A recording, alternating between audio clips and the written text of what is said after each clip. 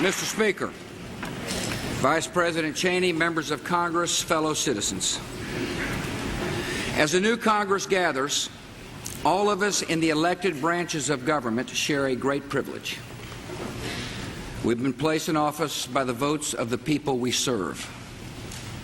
And tonight, that is a privilege we share with newly elected leaders of Afghanistan, the Palestinian territories, Ukraine, and a free and sovereign Iraq.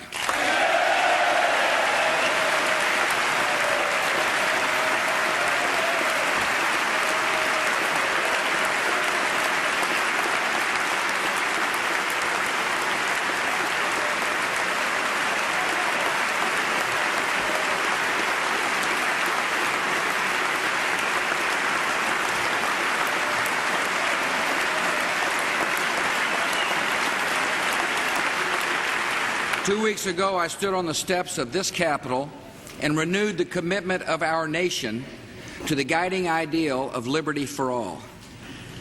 This evening, I will set forth policies to advance that ideal at home and around the world. Tonight, with a healthy, growing economy, with more Americans going back to work, with our nation an active force for good in the world, the state of our union is confident and strong.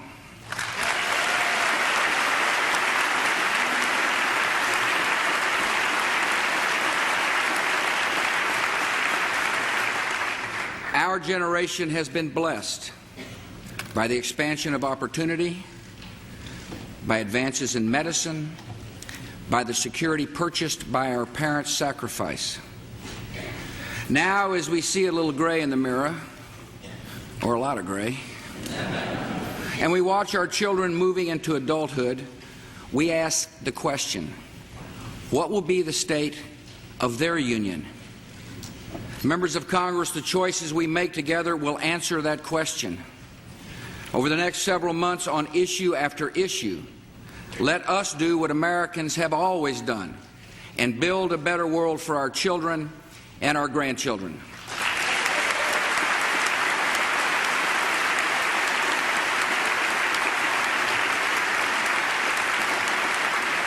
First, we must be good stewards of this economy and renew the great institutions on which millions of our fellow citizens rely. America's economy is the fastest growing of any major industrialized nation. In the past 4 years, we provided tax relief to every person who pays income taxes, overcome a recession, opened up new markets abroad, prosecuted corporate criminals, raised home ownership to its highest level in history, and in the last year alone, the United States has added 2.3 million new jobs.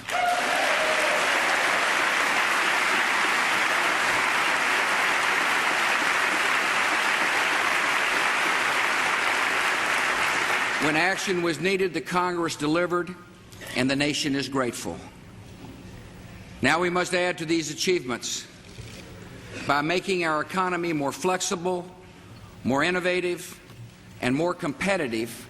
We will keep America the economic leader of the world.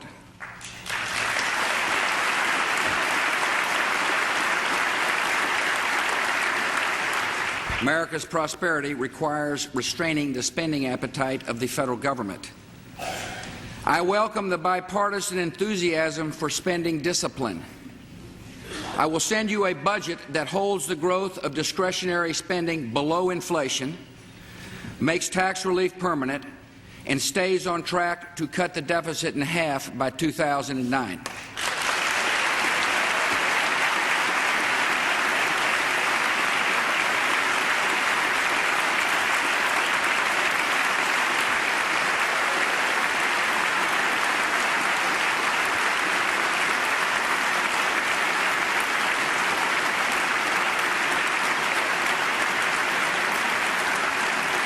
My budget substantially reduces or eliminates more than 150 government programs that are not getting results, or duplicate current efforts, or do not fulfill essential priorities.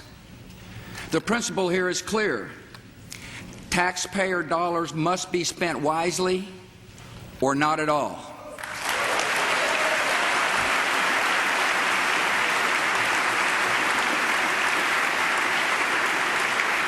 To make our economy stronger and more dynamic, we must prepare a rising generation to fill the jobs of the 21st century.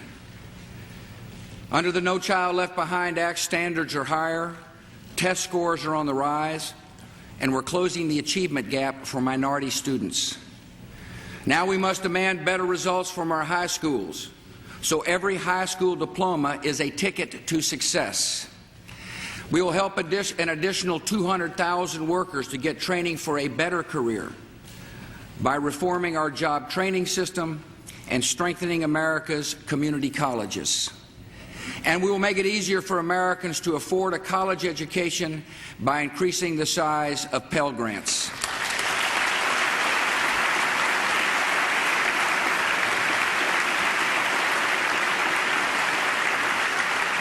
To make our economy stronger and more competitive, America must reward, not punish, the efforts and dreams of entrepreneurs. Small business is the path of advancement, especially for women and minorities. So we must free small businesses from needless regulation and protect honest job creators from junk lawsuits.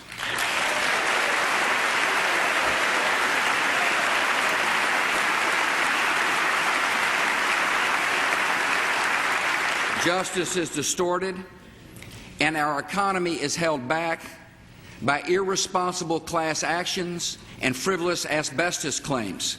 And I urge Congress to pass legal reforms this year.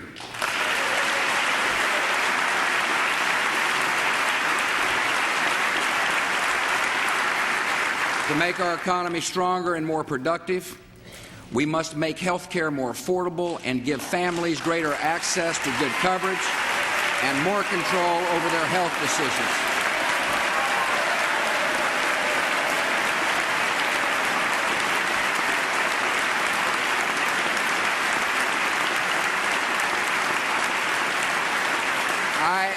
I ask Congress to move forward on a comprehensive health care agenda with tax credits to help low-income workers buy insurance, a community health center in every poor county, improved information technology to prevent medical error and needless costs, association health plans for small businesses and their employees,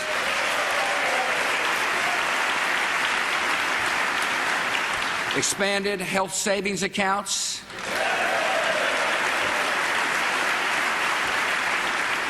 and medical liability reform that will reduce health care costs and make sure patients have the doctors and care they need.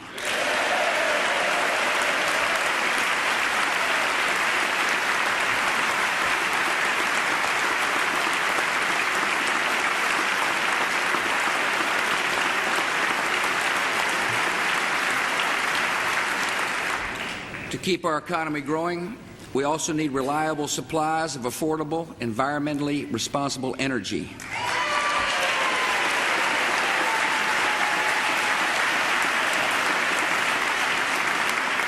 Nearly 4 years ago, I submitted a comprehensive energy strategy that encourages conservation, alternative sources, a modernized electricity grid, and more production here at home, including safe, clean nuclear energy.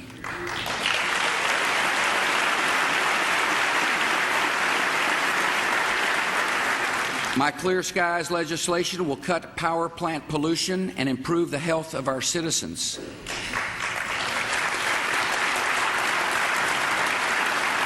And my budget provides strong funding for leading-edge technology, from hydrogen-fueled cars to clean coal to renewable sources such as ethanol.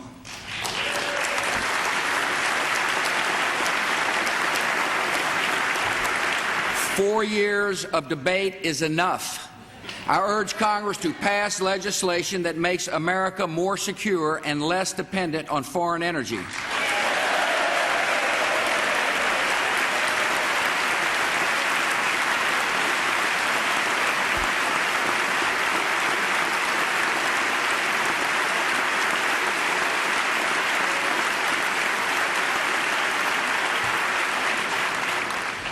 All these proposals are essential to expand this economy and add new jobs. But they're just the beginning of our duty. To build the prosperity of future generations, We must update institutions that were created to meet the needs of an earlier time. Year after year, Americans are burdened by an archaic, incoherent federal tax code. I've appointed a bipartisan panel to examine the tax code from top to bottom. And when the recommendations are delivered, you and I will work together to give this nation a tax code that is pro-growth, easy to understand, and fair to all.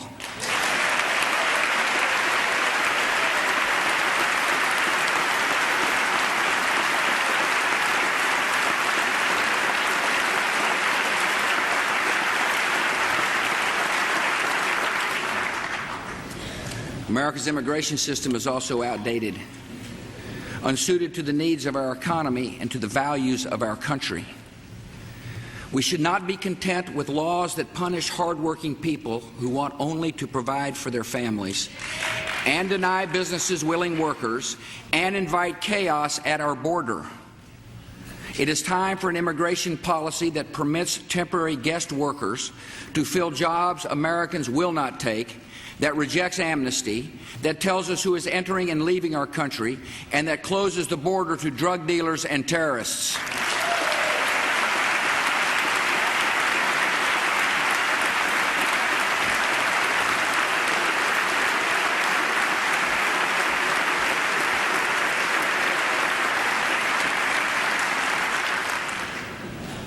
One of America's most important institutions, a symbol of the trust between generations, is also in need of wise and effective reform.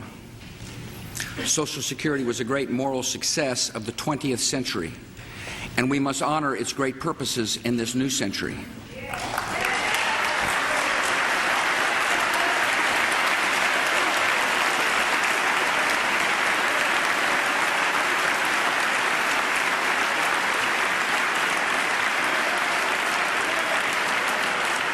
The system, however, on its current path is headed toward bankruptcy, and so we must join together to strengthen and save Social Security.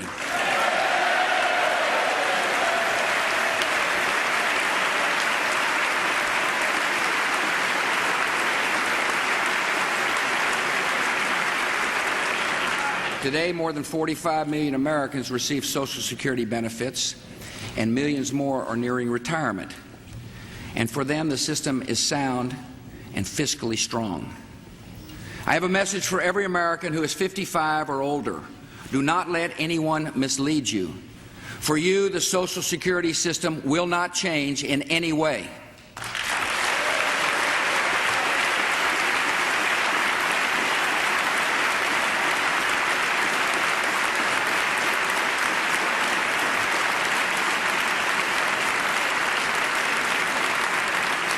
For younger workers, the Social Security system has serious problems that will grow worse with time.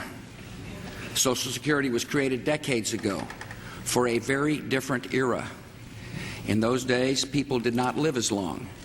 Benefits were much lower than they are today.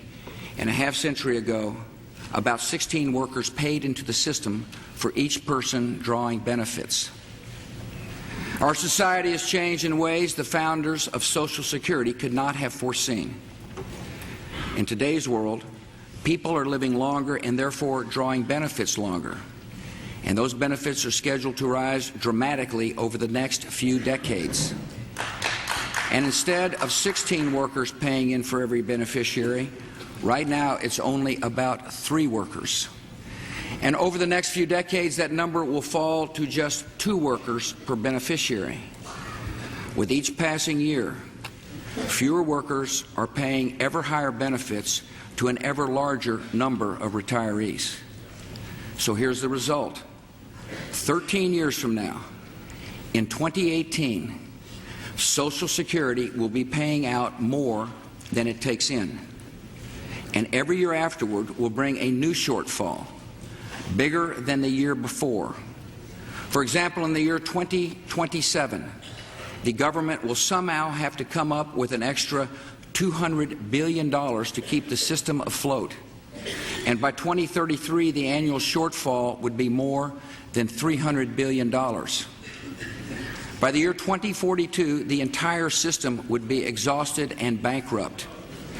If steps are not taken to avert that outcome, the only solutions would be dramatically higher taxes, massive new borrowing, or sudden and severe cuts in Social Security benefits or other government programs.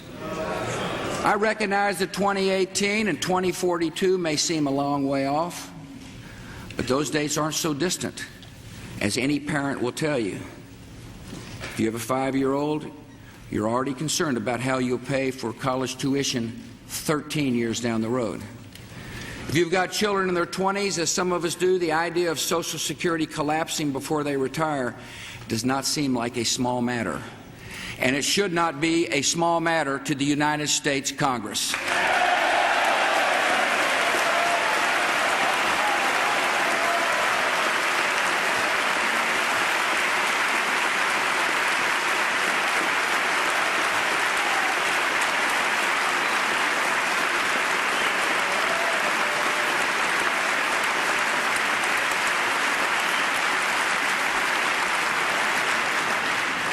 You and I share a responsibility. We must pass reforms that solve the financial problems of Social Security once and for all.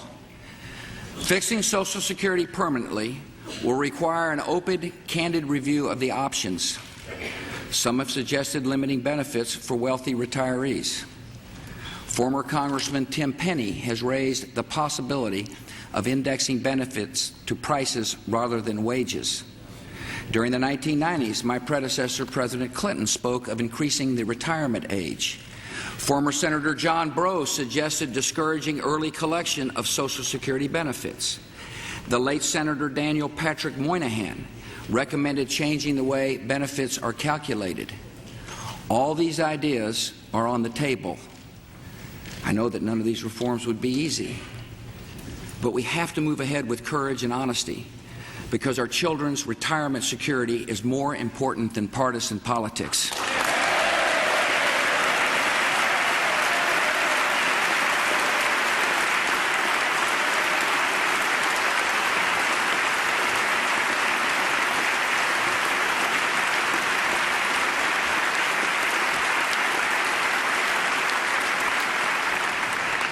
I will work with members of Congress to find the most effective combination of reforms. I will listen to anyone who has a good idea to offer. We must, however, be guided by some basic principles. We must make Social Security permanently sound, not leave that task for another day. We must not jeopardize our economic strength by increasing payroll taxes.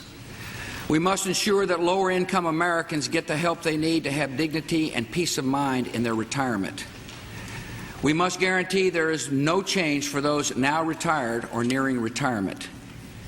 And we must take care that any changes in the system are gradual, so younger workers have years to prepare and plan for their future. As we fix Social Security, we also have the responsibility to make the system a better deal for younger workers. And the best way to reach that goal is through voluntary personal retirement accounts.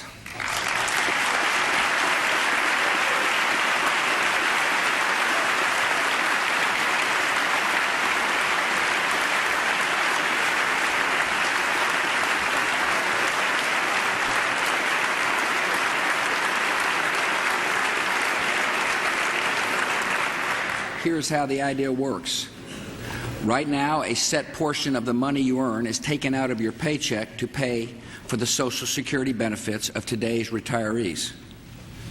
If you're a younger worker, I believe you should be able to set aside part of that money in your own retirement account so you can build a nest egg for your own future.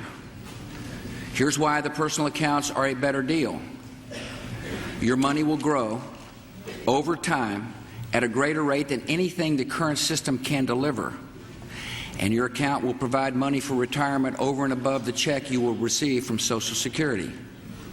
In addition, you will be able to pass along the money that accumulates in your personal account, if you wish, to your children and grandchildren.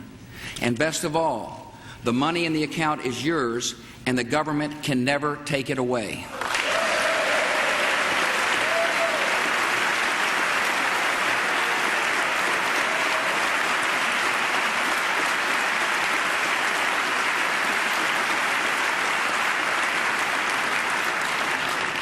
The goal here is greater security in retirement, so we will set careful guidelines for personal accounts. We'll make sure the money can only go into a conservative mix of bonds and stock funds. We'll make sure that your earnings are not eaten up by hidden Wall Street fees. We'll make sure there are good options to protect your investments from sudden market swings on the eve of your retirement. We'll make sure a personal account cannot be emptied out all at once, but rather paid out over time as an addition to traditional Social Security benefits.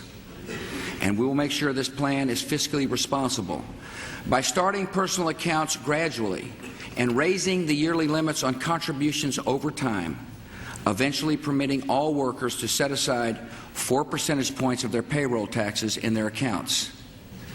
Personal retirement accounts should be familiar to federal employees because you already have something similar called the Thrift Savings Plan, which lets workers deposit a portion of their paychecks into any of 5 different broadly based investment funds. It's time to extend the same security and choice and ownership to young Americans.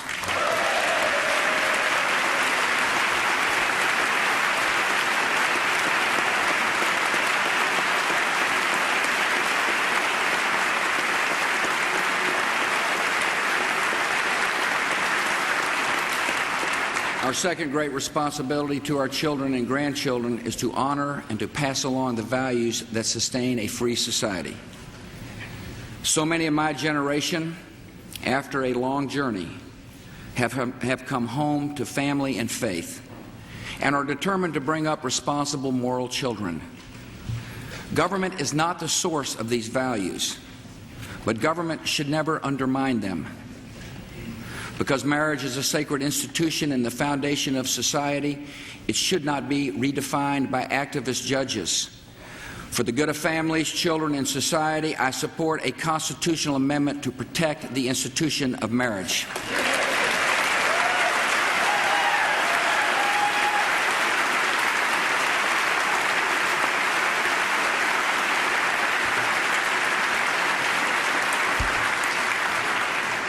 Because a society is measured by how it treats the weak and vulnerable, we must strive to build a culture of life. Medical research can help us reach that goal by developing treatments and cures that save lives and help people overcome disabilities. And I thank the Congress for doubling the funding of the National Institutes of Health.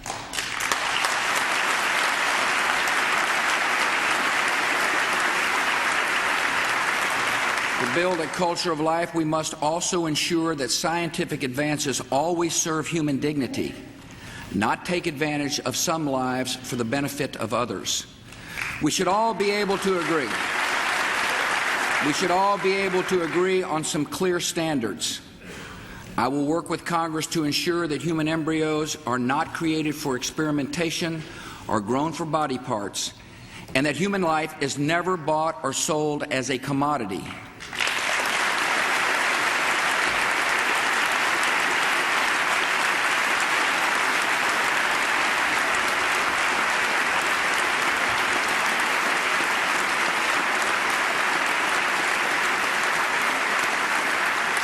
America will continue to lead the world in medical research that is ambitious, aggressive, and always ethical.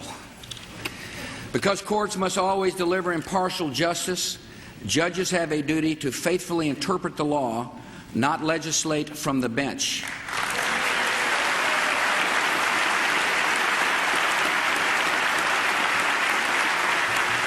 As President, I have a constitutional responsibility to nominate men and women who understand the role of courts in our democracy and are well qualified to serve on the bench, and I have done so.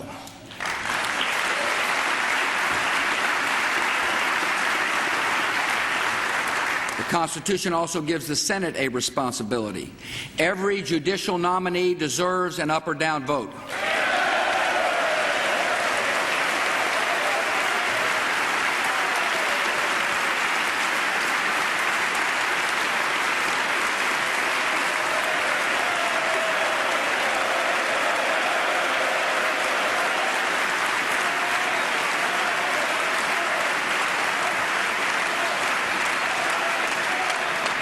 Because one of the deepest values of our country is compassion, we must never turn away from any citizen who feels isolated from the opportunities of America.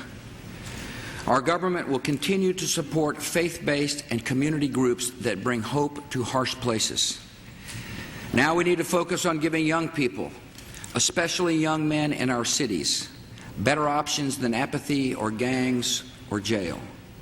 Tonight I propose a 3-year initiative to help organizations keep young people out of gangs and show young men an ideal of manhood that respects women and rejects violence.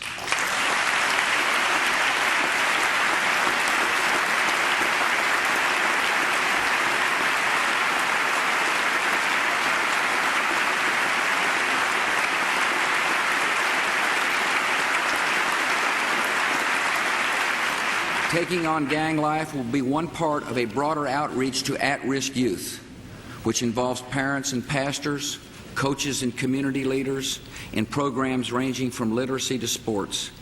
And I'm proud that the leader of this nationwide effort will be our First Lady, Laura Bush.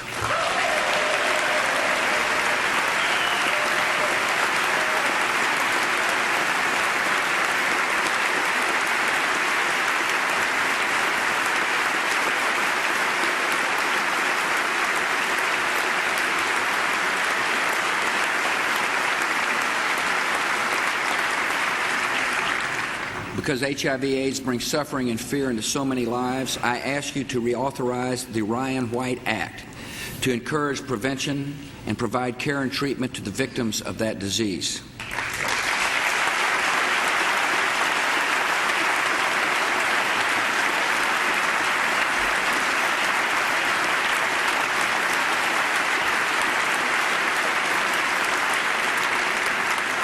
And as we update this important law, we must focus our efforts on fellow citizens with the highest rates of new cases, African American men and women.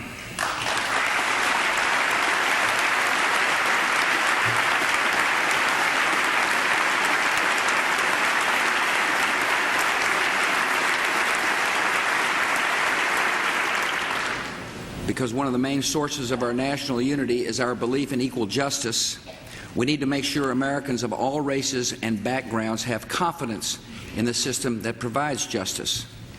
In America, we must make doubly sure no person is held to account for a crime he or she did not commit. So we are dramatically expanding the use of DNA evidence to prevent wrongful conviction.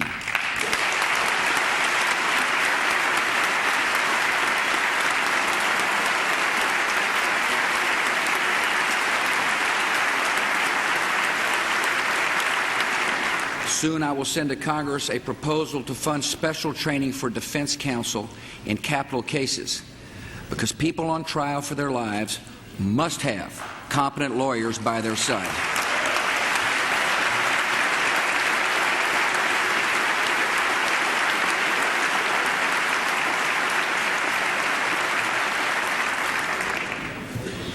Our third responsibility to future generations is to leave them in America that is safe from danger and protected by peace. We will pass along to our children all the freedoms we enjoy, and chief among them is freedom from fear. In the 3.5 years since September the 11th, 2001, we've taken unprecedented actions to protect Americans. We've created a new Department of Government to defend our homeland, focused the FBI on preventing terrorism, begun to reform our intelligence agencies, broken up terror cells across the country, expanded research on defenses against biological and chemical attack, improved border security, and trained more than 500,000 first responders. Police and firefighters, air marshals, researchers, and so many others are working every day to make our homeland safer, and we thank them all.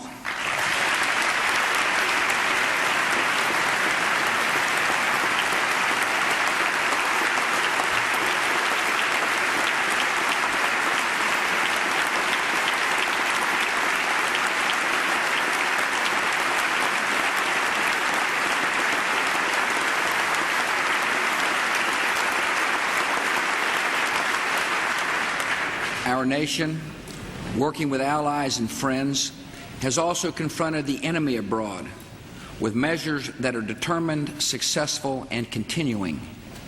The al-Qaeda terror network that attacked our country still has leaders, but many of its top commanders have been removed. There are still governments that sponsor and harbor terrorists, but their number has declined.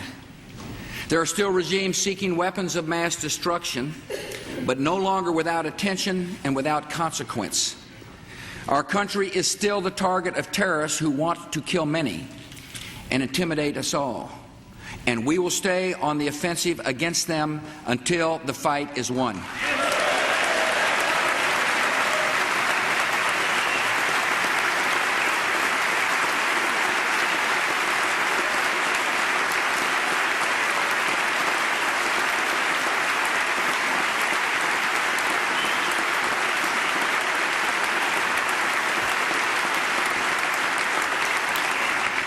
Pursuing our enemies is a vital commitment of the war on terror, and I thank the Congress for providing our service men and women with the resources they have needed.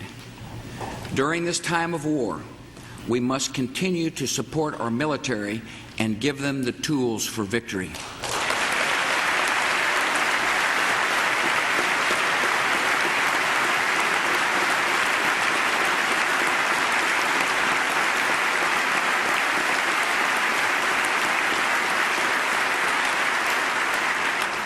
Other nations around the globe have stood with us.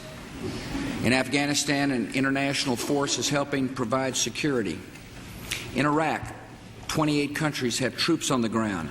The United Nations and the European Union provided technical assistance for the elections. And NATO is leading a mission to help train Iraqi officers. We're cooperating with 60 governments in the Proliferation Security Initiative to detect and stop the transit of dangerous materials. We're working closely with the governments in Asia to convince North Korea to abandon its nuclear ambitions.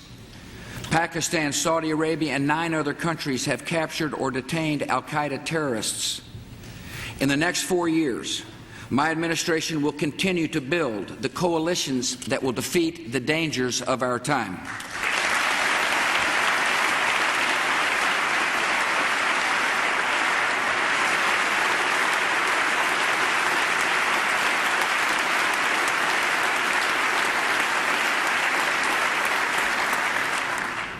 In the long term, the peace we seek will only be achieved by eliminating the conditions that feed radicalism and ideologies of murder. If whole regions of the world remain in despair and grow in hatred, they will be the recruiting grounds for terror. And that terror will stalk America and other free nations for decades. The only force powerful enough to stop the rise of tyranny and terror and replace hatred with hope is the force of human freedom.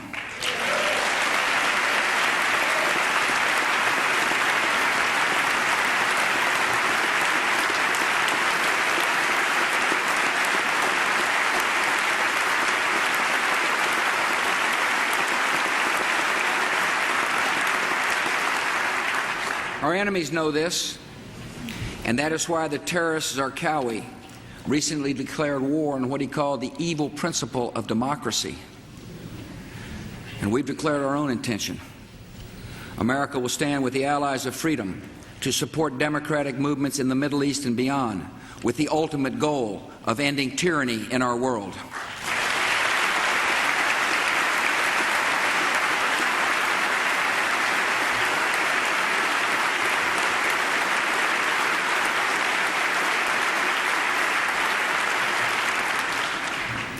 The United States has no right, no desire, and no intention to impose our form of government on anyone else.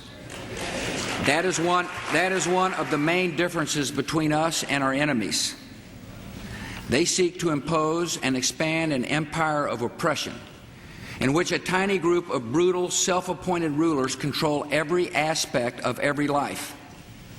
Our aim is to build and preserve a community of free and independent nations with governments that answer to their citizens and reflect their own cultures.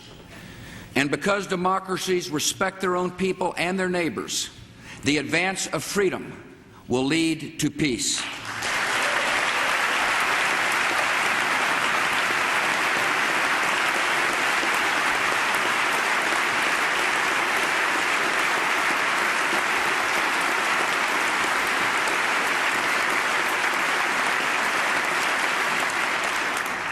That advance has great momentum in our time, shown by women voting in Afghanistan and Palestinians choosing a new direction, and the people of Ukraine asserting their democratic rights and electing a president. We are witnessing landmark events in the history of liberty, and in the coming years, we will add to that story.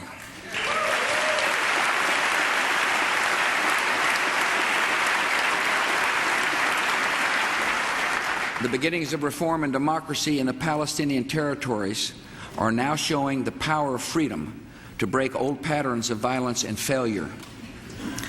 Tomorrow morning, Secretary of State Rice departs on a trip that will take her to Israel and the West Bank for meetings with Prime Minister Sharon and President Abbas. She will discuss with them how we and our friends can help the Palestinian people end terror and build the institutions of a peaceful, independent, democratic state. To promote this democracy, I will ask Congress for $350 million to support Palestinian political, economic, and security reforms. The goal of two democratic states, Israel and Palestine living side by side in peace, is within reach, and America will help them achieve that goal.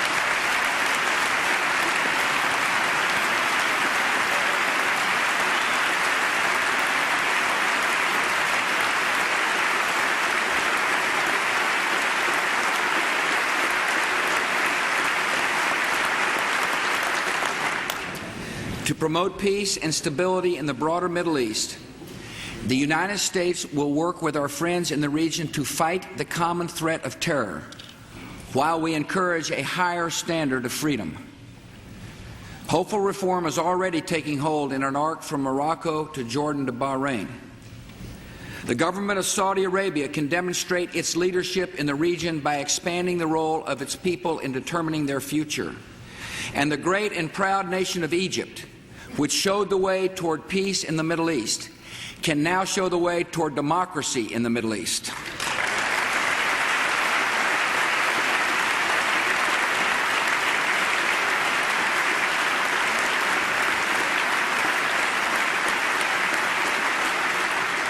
To promote peace in the broader Middle East, we must confront regimes that continue to harbor terrorists and pursue weapons of mass murder. Syria still allows its territory and parts of Lebanon to be used by terrorists who seek to destroy every chance of peace in the region. You have passed, and we are applying the Syrian Accountability Act, and we expect the Syrian government to end all support for terror and open the door to freedom.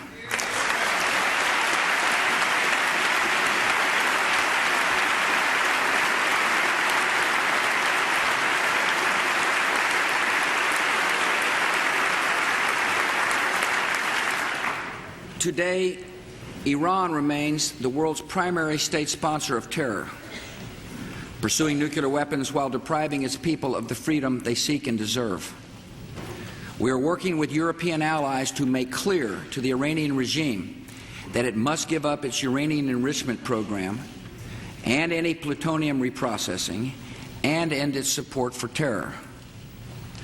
And to the Iranian people, I say tonight, as you stand for your own liberty, America stands with you.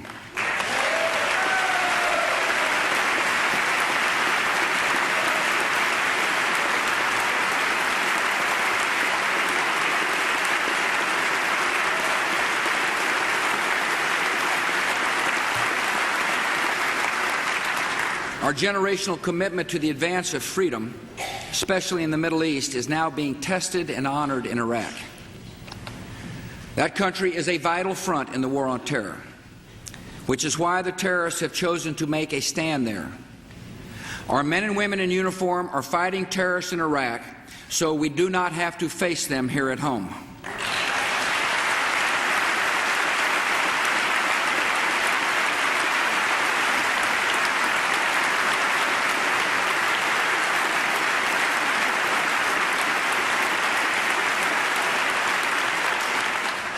The victory of freedom in Iraq will strengthen a new ally in the war on terror, inspire democratic reformers from Damascus to Tehran, bring more hope and progress to a troubled region, and thereby lift a terrible threat from the lives of our children and grandchildren.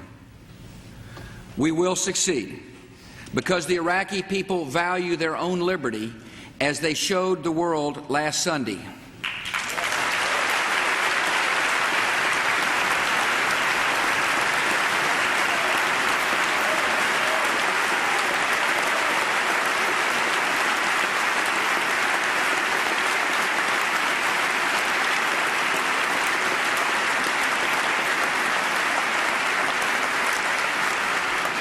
Across Iraq, often at great risk, millions of citizens went to the polls and elected 275 men and women to represent them in a new transitional National Assembly. A young woman in Baghdad told of waking to the sound of mortar fire on Election Day and wondering if it might be too dangerous to vote. She said, hearing those explosions, it occurred to me, the insurgents are weak. They are afraid of democracy. They are losing. So I got my husband and I got my parents, and we all came out and voted together. Americans recognize that spirit of liberty because we share it.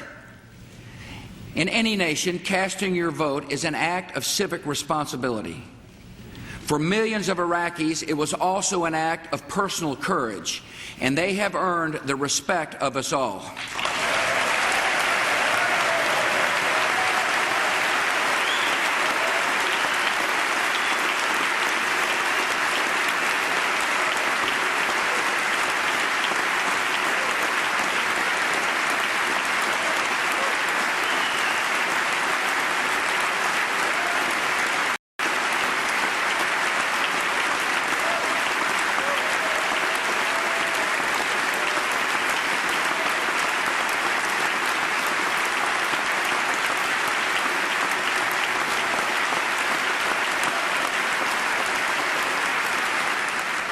One of Iraq's leading democracy and human rights advocates is Safiya Tlaib al-Suhail.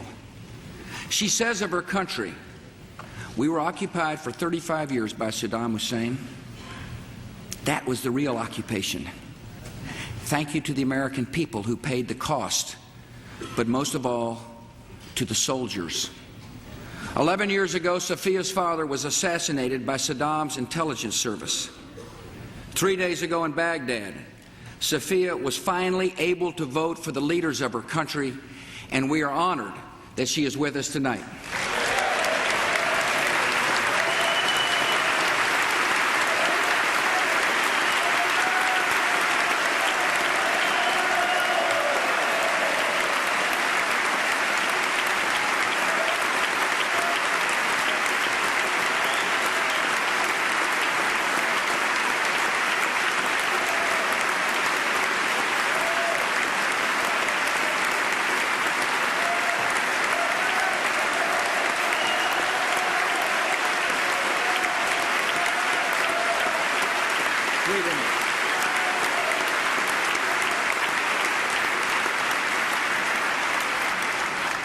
The terrorists and insurgents are violently opposed to democracy and will continue to attack it. Yet the terrorists' most powerful myth is being destroyed. The whole world is seeing that the car bombers and assassins are not only fighting coalition forces, they are trying to destroy the hopes of Iraqis expressed in free elections. And the whole world now knows that a small group of extremists will not overturn the will of the Iraqi people.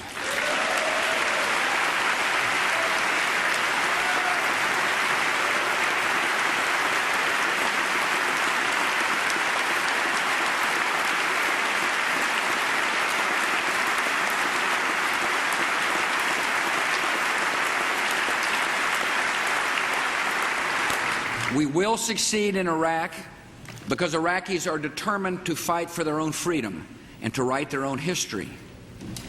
As Prime Minister Alawi said in his speech to Congress last September, Ordinary Iraqis are anxious to shoulder all the security burdens of our country as quickly as possible. That is the natural desire of an independent nation, and it is also the stated mission of our coalition in Iraq. The new political situation in Iraq opens a new phase of our work in that country. At the recommendation of our commanders on the ground, and in consultation with the Iraqi government, we will increasingly focus our efforts on helping prepare more capable Iraqi security forces with skilled officers, and an effective command structure. As those forces become more self-reliant and take on greater security responsibilities, America and its coalition partners will increasingly be in a supporting role. In the end, Iraqis must be able to defend their own country, and we will help that proud new nation secure its liberty. Recently, an Iraqi interpreter said to a reporter, "Tell America not to abandon us." He and all Iraqis can be certain, while our military strategy is adapting to circumstances, our commitment remains firm and unchanging. We are standing for the freedom of our Iraqi friends, and freedom in Iraq will make America safer for generations to come.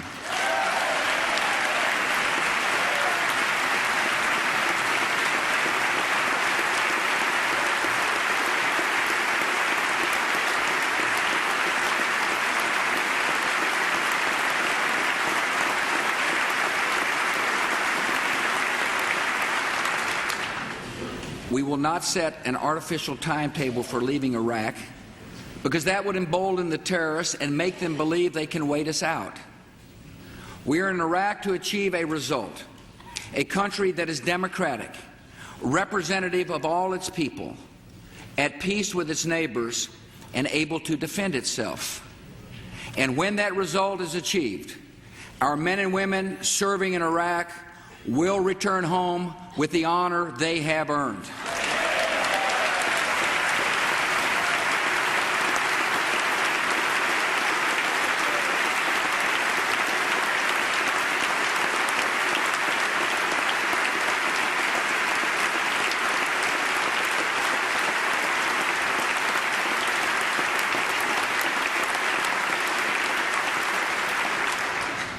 Right now, Americans in uniform are serving at posts across the world, often taking great risks on my orders. We have given them training and equipment, and they have given us an example of idealism and character that makes every American proud.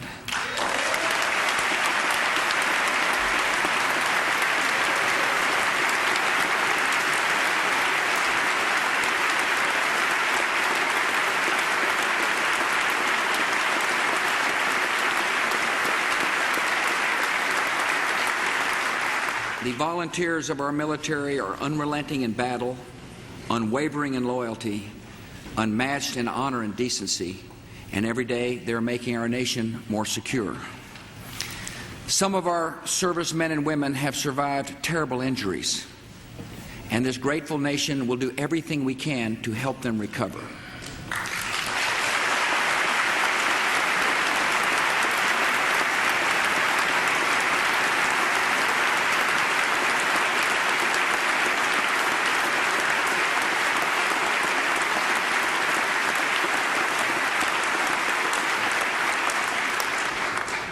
And we have said farewell to some very good men and women who died for our freedom and whose memory this nation will honor forever.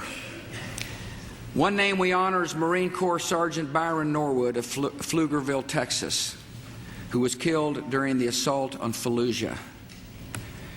His mom, Janet, sent me a letter and told me how much Byron loved being a Marine and how proud he was to be on the front line against terror. She wrote, "When Byron was home the last time, I said that I wanted to protect him like I had since he was born. He just hugged me and said, 'You've done your job, Mom. Now it is my turn to protect you.'" Ladies and gentlemen, with grateful hearts, we honor freedom's defenders and our military families, represented here this evening by Sergeant Norwood's mom and dad, Janet and Bill Norwood.